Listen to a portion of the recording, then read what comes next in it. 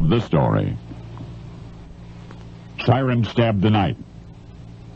Police cars were everywhere, spitting lurid light. And Monk was running faster than he had ever run in his life, his heart hammering in his ears like a Tommy gun. Hide, he sputtered to himself with every gulp of air. You can't outrun them, just hide. And so, rounding a corner, he dove into a crawl space beneath a house. The man would surely never find him there, he thought.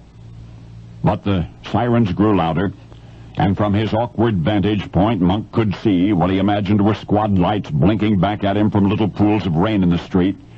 Since when was a mugging such a big deal in Houston's 5th Ward? Monk and his buddy Nicholas had mugged more people than they could count, knocked them down, taken their wallets, strode off laughing. Their victims were mostly passive. Muggings were part of the cost of living in that neighborhood, after all. But tonight was different. Monk realized that as he was walking away counting the fellow's money. He heard the words, "Come back here." He'd never heard that before, nor had anyone he'd mugged ever called the cops. But this one had.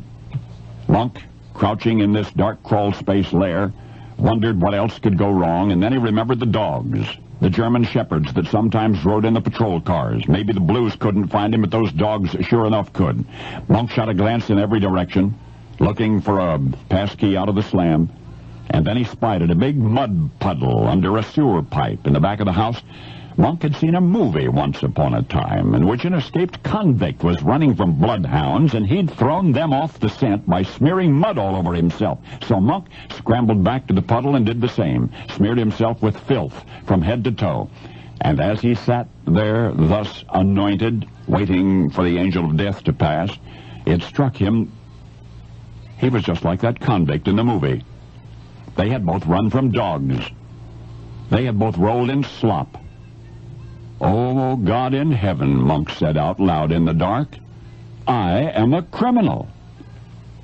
No, that elementary observation had not occurred to him before that very moment. Stealing was just one of the things you did to pay for cigarettes and cheap wine and cab fare to visit your girlfriend across town. It was what you did to show you were tough.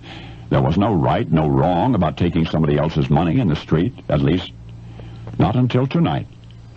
But there, under a house in Houston, Texas, a 15-year-old boy's life of crime came to an end, and a new life began.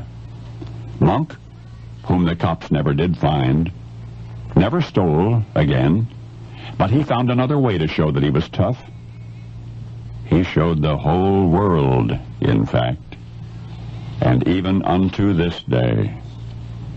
All that remains of the teenager nicknamed Monk, who knocked folks down for a couple of bucks, is an echo in the brain of the man he became.